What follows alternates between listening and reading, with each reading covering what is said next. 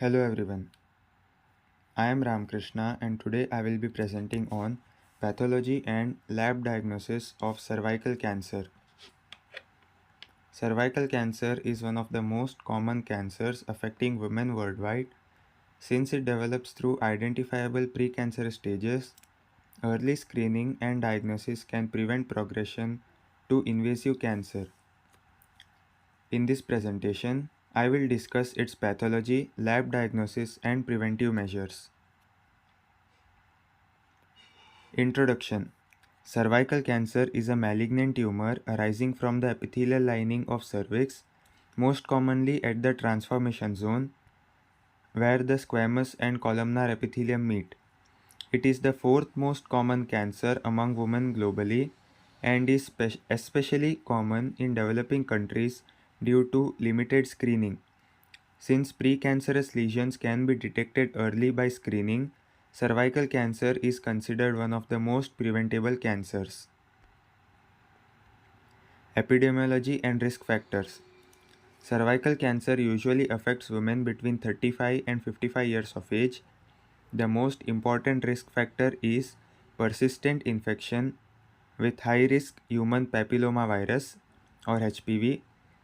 Other risk factors include early sexual activity, multiple sexual partners, smoking, multiparity, prolonged oral contraceptive use, and immunosuppression such as HIV infection.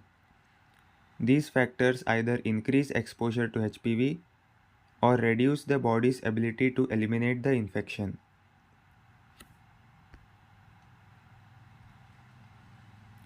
Etiology and HPV-induced carcinogenesis. High-risk HPV types such as 16 and 18 are responsible for most cases of cervical cancer. The virus infects the basal cells of transformation zone. It produces two important proteins, E6 which inactivates the p53 tumor suppressor gene and E7 which inactivates the RB protein. As a result, damaged cells continue to divide without repair, leading to dysplasia and eventually invasive carcinoma. Pathogenesis. Persistent HPV infection causes gradual changes in the cervical epithelium. The disease progresses from normal epithelium to cervical intraepithelial neoplasia 1, 2, and 3, or carcinoma in situ, and finally invasive carcinoma. This progression usually takes 10 to 20 years, providing a long window for screening and treatment. Regular pap smear screening can detect these precancerous lesions before they become invasive.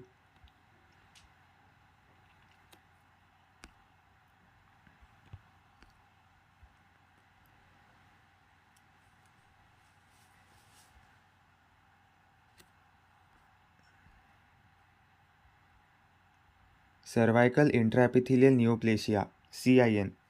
Cervical intraepithelial neoplasia or CIN refers to precancerous changes in the cervical epithelium.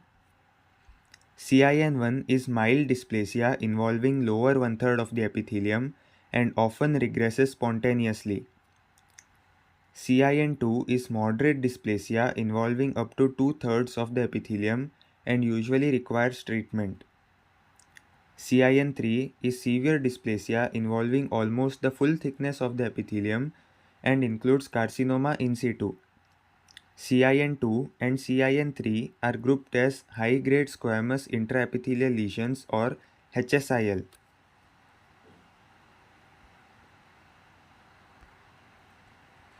Histological classification.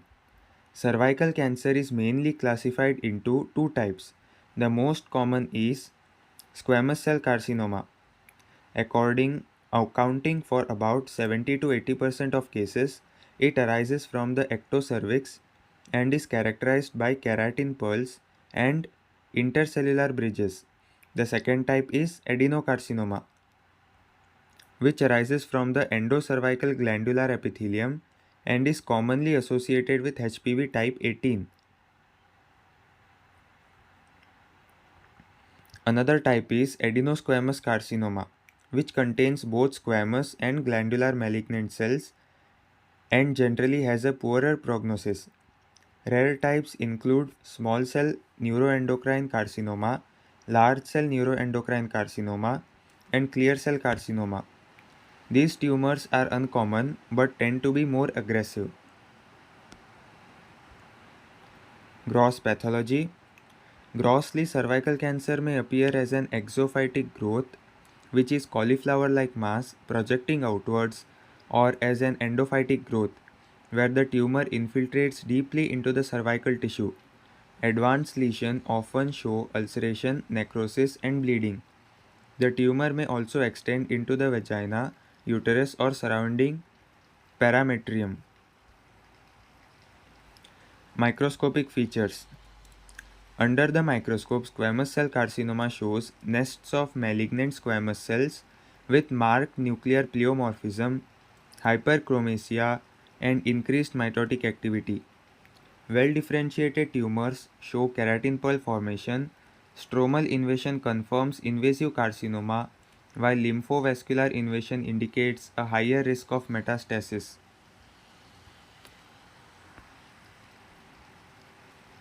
Spread and FIGO staging.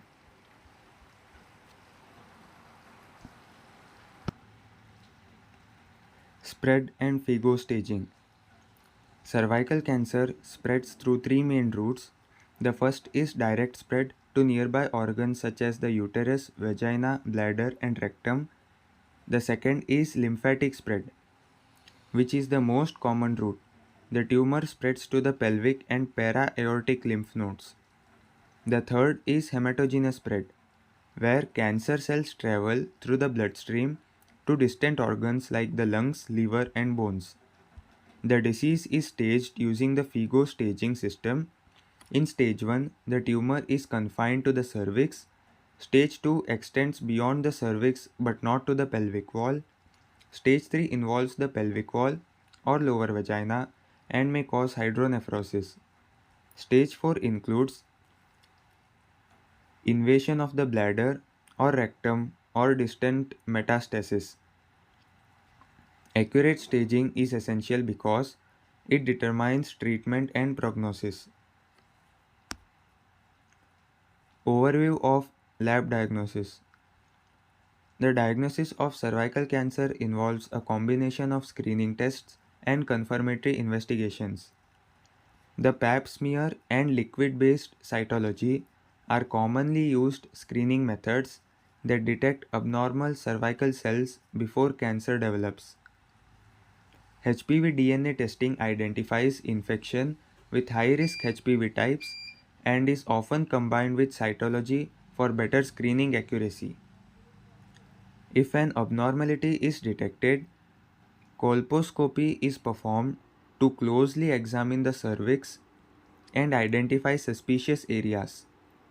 A cervical biopsy is then taken for histopathological examination, which is considered the gold standard for diagnosis. In selected cases, immunohistochemistry is used to confirm the diagnosis or differentiate between difficult lesions.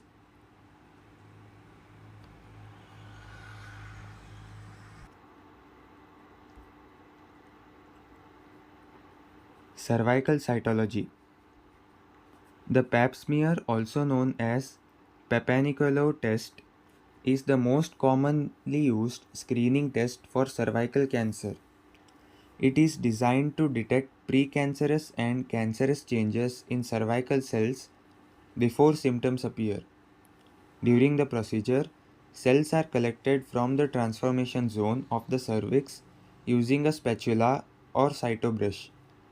These cells are often stained and examined under the microscope for any abnormalities. The pap smear is simple, inexpensive, and highly effective. It has significantly reduced the incidence and mortality of cervical cancer in countries where regular screening programs are available. However, it is a screening test, not a confirmatory test. If abnormal cells are detected, further investigations such as colposcopy and biopsy are required. Bethesda system for reporting cervical cytology. Pap smear results are reported using the Bethesda system, which provides a standardized method of reporting cervical cytology. NILM, or negative for intraepithelial lesions or malignancy, means that no abnormal cells are seen. ASCUS refers to atypical squamous cells of undetermined significance, where the cells appear abnormal but are insufficient for a definite diagnosis. ASCH means atypical squamous cells in which a high-grade lesion cannot be excluded, so further evaluation is necessary. LSIL corresponds to CIN1 and usually indicates mild dysplasia caused by HPV infection. HSIL corresponds to CIN2 and CIN3 and has a much higher risk of progressing to invasive cancer if left untreated. The Bethesda system also reports glandular abnormalities such as AGC and adenocarcinoma in situ, which require prompt investigation. HPV DNA testing. HPV DNA testing detects the presence of high-risk HPV types even before abnormal cellular changes develop. Therefore, it is more sensitive than the Pap smear for detecting women at risk. The two commonly used methods are polymerase chain reaction and hybrid capture 2. HPV DNA testing is used as a primary screening test in combination with the Pap smear as co-testing and for follow-up after abnormal cytology results. A positive HPV DNA test does not mean the patient has cervical cancer. It simply means infection with a high-risk HPV type, and additional evaluation is needed to determine whether significant cervical lesions are present or not. Cervical biopsy and histopathological examination. Although screening tests help detect abnormal cells, the gold standard for diagnosing cervical cancer is cervical biopsy, followed by histopathological examination. A punch biopsy is taken from a suspicious area during colposcopy. A cone biopsy removes a cone-shaped portion of the cervix and is useful when the lesion extends into the endocervical canal. Leap or loop electrosurgical excision procedure is both a diagnostic and a therapeutic procedure that removes abnormal tissue using a thin electrified wire loop. Histopathological examination confirms the diagnosis, determines the grade of CIN or invasive carcinoma, identifies the histopathological type, and helps guide further treatment. Immunohistochemistry and molecular markers. IHC is mainly used when the diagnosis is difficult or when additional confirmation is required. The most important marker is P16, which is strongly positive in HPV associated cervical lesions because HPV disrupts normal cell cycle regulation. Ki67 is a marker of cell proliferation. Increased Ki67 expression indicates rapid cell division and is commonly seen in high-grade lesions. P53 expression may also be altered in some tumors. Although HPV usually causes functional inactivation rather than mutation of P53 protein. These markers complement routine histopathology and improve the diagnostic accuracy in challenging cases.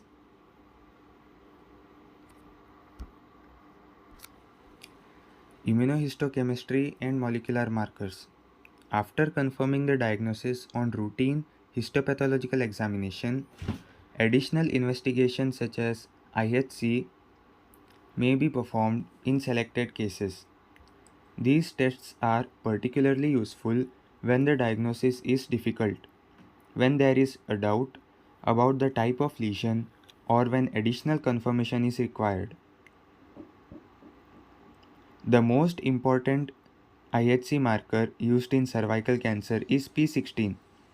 It is considered a surrogate marker for infection with high risk HPV.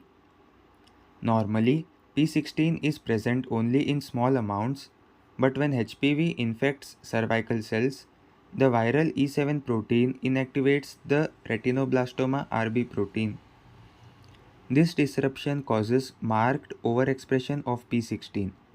Therefore, strong and diffuse P16 positivity strongly supports the diagnosis of a high-grade cervical lesion or HPV-associated carcinoma. Another important marker is Ki67, which is a marker of cell proliferation. In normal cervical epithelium, Ki67 staining is limited to the basal layer because only these cells divide. However, in high-grade dysplasia and invasive carcinoma, Ki67 positivity extends through the epithelium, indicating rapid and uncontrolled cell division.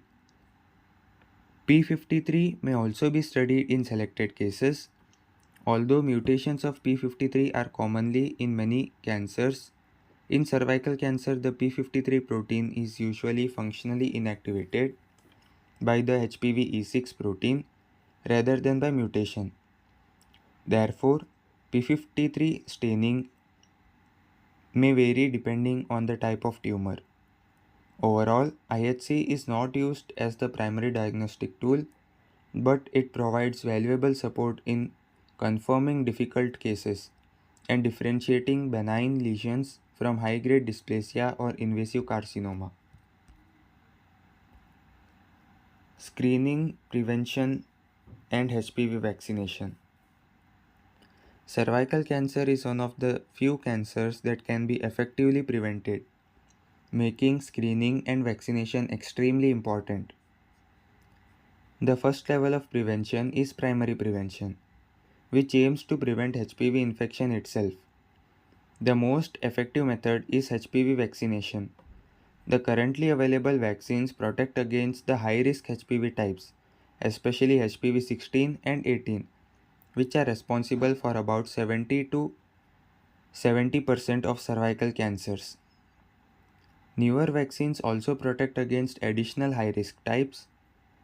The vaccine is most effective when administered before the onset of sexual activity, as it prevents initial infection with the virus. Other primary preventive measures include practicing safe sexual behavior, limiting multiple sexual partners, smoking cessation, and creating awareness about cervical cancer and regular health checkups. The second level is secondary prevention, which focuses on early detection of precancerous lesions before they become invasive cancer. The pap smear remains the standard screening test, while HPV DNA testing has become an important screening method because of its high sensitivity. In resource limited settings, visual inspection with acetic acid VIA or VIA is a simple and inexpensive alternative. Current screening guidelines recommended a pap smear every 3 years for women between 21 and 29 years of age. For women between 30 and 65 years, co-testing with a pap smear and HPV DNA testing every 5 years is recommended. Regular screening allows early detection and treatment of cervical intraepithelial neoplasia lesions, preventing progression to invasive carcinoma. This has significantly reduced both the incidence and mortality of cervical cancer in countries with effective screening programs. Thank you. To conclude, cervical cancer continues to be an important public health problem, particularly in developing countries. However, unlike many other cancers, it has a long precancerous phase which provides an excellent opportunity for early detection and treatment. Persistent infection with high risk human papillomavirus or HPV virus is the major cause of cervical cancer. The disease progresses gradually from cervical intraepithelial neoplasia to invasive carcinoma over several years. Understanding this progression is important because it forms the basis of cervical cancer screening.